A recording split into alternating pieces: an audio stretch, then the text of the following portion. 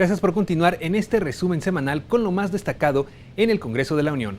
Esta semana, en los trabajos de la segunda comisión de la permanente, el senador Armando Ríos Peter informó sobre la próxima mesa de trabajo en materia educativa con el gobernador de Michoacán, Salvador Jara Guerrero. El gobernador Salvador Jara me confirmó en principio que podría tener reunión con nosotros el martes 4 de agosto. Sin embargo, después vino algún hecho superviniente que lo llevó a enviarme un mensaje diciéndome que no lo iba a poder hacer el martes, y estamos en este momento con su equipo viendo si puede ser el jueves de la semana que viene. Lo informo a ustedes solamente para que sepan que una vez que yo tenga conocimiento de esto, habrá de informárselo a la mesa directiva y obviamente a todos los que integran esta comisión. La cita de la próxima reunión quedó para el martes 4 de agosto a las 12 de la tarde. En más información, en trabajos de foros, a 6 años de la aprobación de la Ley Federal de Extensión de Dominio, en el Senado de la República se llevó a cabo uno orientado al análisis de los resultados, retos y perspectivas de este marco legal. A continuación informamos sobre estos trabajos. En el Senado de la República se celebró el foro Extinción de Dominio, al cual acudieron senadores, representantes del gobierno federal y expertos en la materia del ámbito nacional e internacional. En el acto inaugural, la senadora María del Pilar Ortega Martínez cuestionó los avances en la implementación de esta norma de extinción de dominio, aprobada por el Congreso el 29 de mayo de 2009. Hoy quisiéramos responder varias preguntas. Queremos saber por qué países como Guatemala, nuestro vecino país del sur, ha podido resolver más de 200 casos con una ley que viene de 2011, 2 años después de la aprobada en México. Porque Colombia se ha convertido en una herramienta más eficaz que la acción penal misma. El senador Fernando Herrera Ávila alertó sobre los peligros de no instrumentar acciones contra la delincuencia organizada. La amenaza más seria para la seguridad y la tranquilidad de los mexicanos. El crimen organizado corrompe instituciones públicas y se escuda en la impunidad. Esta amenaza exige de manera imperativa e inaplazable la coordinación y cooperación efectiva de los 3 poderes de la Unión y de los 3 órdenes de gobierno. El presidente de la mesa directiva del Senado, Luis Miguel Barbosa Huerta, anticipó el impulso de una revisión a la política de seguridad. En la agenda legislativa del año siguiente, una de las vertientes que sin duda estarán será revisar la política criminal de nuestro país. Será revisar todo el marco legal del sistema de procuración de justicia. Por su parte, la senadora Angélica de la Peña Gómez y el senador Arturo Zamora Jiménez coincidieron en la posibilidad de volverse a revisar el texto constitucional respecto a esta ley de extinción de dominio. Ustedes saben que la Constitución no es fácil reformarla, sin embargo, sí hay una voluntad política respecto de que los principales grupos parlamentarios logramos discutir y hacer los ajustes en la Constitución que sean necesarios para que esto pueda impactar de manera favorable a la discusión de la revisión de la ley federal. Que en el ámbito legislativo tenemos una asignatura pendiente y por eso, por supuesto, tomamos la palabra, porque en tanto que Guatemala, que contempla aproximadamente 40 delitos para la extinción de dominio, Colombia, que contempla 25, nosotros prácticamente estamos en 6. En representación de la PGR, Gilberto Higuera Bernal reconoció la importancia del Poder Legislativo para lograr la optimización de este marco jurídico. Dada la aplicación de diversos tipos de normas jurídicas, resulta imprescindible contar con mayores y más precisos elementos de regulación. Por ello, la importancia de participar activamente con el Poder Legislativo. Es recomendable evaluar objetivamente el alcance de las leyes de extinción de dominio federal y locales.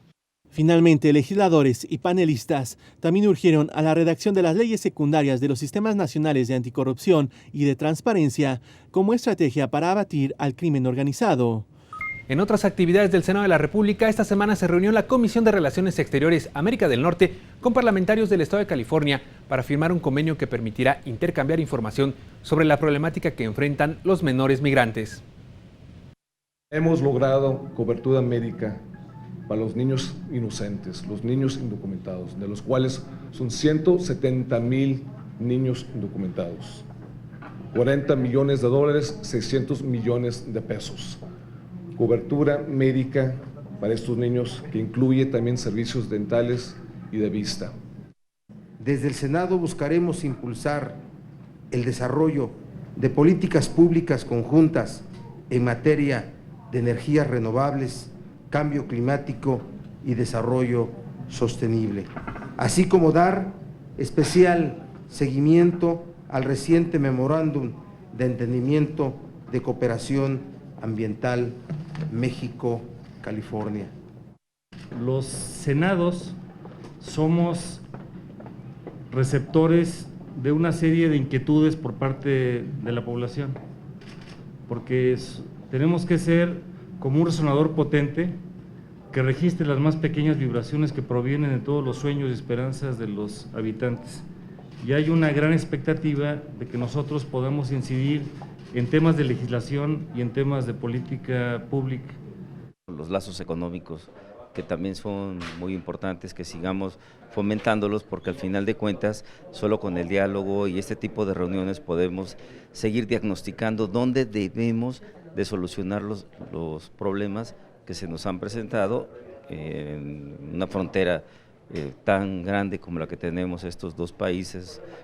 En la segunda mesa de trabajo de este foro, al cual asistieron una representante de la Organización de las Naciones Unidas para la Agricultura y la Alimentación, así como legisladores de El Salvador, República Dominicana y Ecuador, se expusieron parte de los trabajos parlamentarios en aquellos países para combatir la pobreza alimentaria. Es que nosotros en la FAO, en la Secretaría Técnica del Frente Parlamentario contra el Hambre, lo que hemos tratado de hacer es promover la creación de estas redes de parlamentarios y parlamentarias que ponen en el primer nivel de las agendas políticas y legislativas de sus parlamentos la lucha contra el hambre y la inseguridad alimentaria.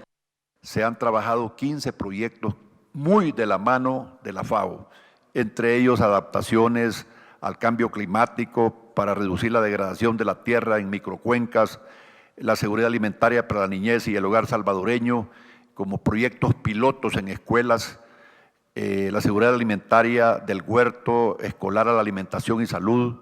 Esperamos que ya en agosto de este año, a final de agosto, podamos tener aprobada ya nuestra Ley de Seguridad Alimentaria y Nutricional, y a partir de ahí seguimos trabajando en otras legislaciones, proyectos de leyes que son pues importantes para apoyar este propósito.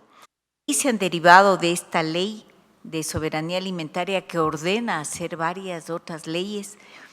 Se han hecho la ley, se ha aprobado ya la ley de agua, la ley de recursos hídricos. Estamos este rato en el proceso de aprobación de la ley de tierras y territorios. Por parte de México, legisladores federales y de la Asamblea Legislativa del Distrito Federal, así como representantes de la sociedad civil, realizaron un análisis del panorama pobreza alimentaria en el país, además de compartir cuáles son las acciones legislativas emprendidas para la atención de la población más vulnerable respecto a la alimentación, cuyo sustento constitucional está contenido en el artículo 4 de la Carta Magna. El tema del hambre es un tema que tiene que ver no solamente el abastecer, ¿verdad?, del alimento, sino tiene que ver más allá de cómo logramos que una sociedad crezca y se fortalezca a través de cubrir todas sus necesidades que tienen que ver con la salud, con la educación, que tiene que ver con que los hagamos emprendedores. En materia de financiación pública, las dependencias federales deben realizar los ajustes pertinentes para que se asegure un presupuesto suficiente y bien asignado para cumplir con sus obligaciones relacionadas con el derecho a la alimentación adecuada. Hay que terminar el trabajo legislativo en materia de la reglamentación del derecho del cuarto constitucional. Hay que culminarla. Pero lo segundo, hay que hacer el paquete de reformas necesario para que eso no quede de manera aislada. Eso implica el fortalecimiento de la sociedad civil. Todavía tenemos un cinturón verde, una franja bastante considerable en la ciudad, y que necesitamos incentivar más a los productores, a los campesinos de estas regiones, para que en lugar de construir casas, pues podamos tener más siembra, más cosecha de productos verdes. México y Palestina mantienen relaciones bilaterales, diplomáticas y culturales desde 1974. Sin embargo, el intercambio comercial entre ambas naciones no ha crecido. Así se señaló en la reunión que sostuvieron en el Senado. Sin embargo, es de resaltar que el comercio bilateral es prácticamente inexistente y sin duda debemos encontrar los nichos de oportunidad para incrementar nuestros intercambios económicos, los cuales fueron únicamente de $212,000 entre 2010 y 2012. Y de ese año, desde 2012 a la fecha, no se tiene registro alguno. México y América Latina se han convertido en participante y jugador de clase mundial. Ya no son todos gobernados por el mundo monopólico de los Estados Unidos. El mundo está cambiando. Ustedes están comprometidos al mismo principio de los derechos humanos y del derecho internacional, del derecho de las personas a la autodeterminación, al derecho de las personas a ser libres de la violencia y de la presión y de los bombardeos, a buscar soluciones políticas para los problemas del mundo. En el Senado de la República se inauguró el foro denominado Análisis de los delitos contenidos en la ley vigente contra la trata de personas, así como la protección y atención a víctimas, cuyo objetivo es fortalecer esta normatividad para eficientar el combate contra el tráfico ilícito de personas. Más allá de las diferencias que a veces tenemos en términos técnicos o muchas otras en otros sentidos, lo cierto es que nos une hoy y nos vincula en esta mesa el interés de todos nosotros de que el marco legal, que es la tarea de los legisladores, sea sumamente eficiente. Legisladores de diversos grupos parlamentarios se pronunciaron por lograr mecanismos legales que propicien la eliminación de la trata de personas con fines de explotación sexual y laboral. No hay una clara tendencia unificada, armonizada en el país que pueda definir con puntualidad las políticas para la prevención de este tipo de delitos y tampoco para la debida atención a las víctimas de estos delitos. La ley debe ser precisa y explícita para que el Ministerio Público tenga perfectamente claro qué significa la trata y tener elementos para acreditar el delito. Como bien lo dice la senadora Dávila, castigar la tentativa de la explotación, castigar al tratante y después al explotador. En esta materia, en la Cámara de Diputados se avala una minuta con modificaciones, la cual fue turnada ya a las Comisiones Unidas del Senado de la República desde el pasado 4 de diciembre, por lo que este foro busca ahondar en el estudio de las propuestas para emitir dictamen próximamente. En el Senado de la República se llevó a cabo el encuentro del Frente Parlamentario contra el Hambre, Capítulo México, a cuyo encuentro inaugural asistieron legisladores de ambas cámaras del Congreso, representantes de la Asamblea de Ecuador, así como de la Organización de las Naciones Unidas para la Alimentación y la Agricultura, FAO, quienes coincidieron en agilizar en la Cámara Alta el análisis de la minuta de ley del derecho a la alimentación adecuada, remitida por la Cámara de Diputados el 30 de abril. En el Senado concluiremos la revisión de esa importante ley secundaria que define los procedimientos de cómo tiene el gobierno mexicano, las instancias gubernamentales, la sociedad también coadyuvante. Tenemos que trabajar para garantizar este derecho fundamental que es el derecho a la alimentación.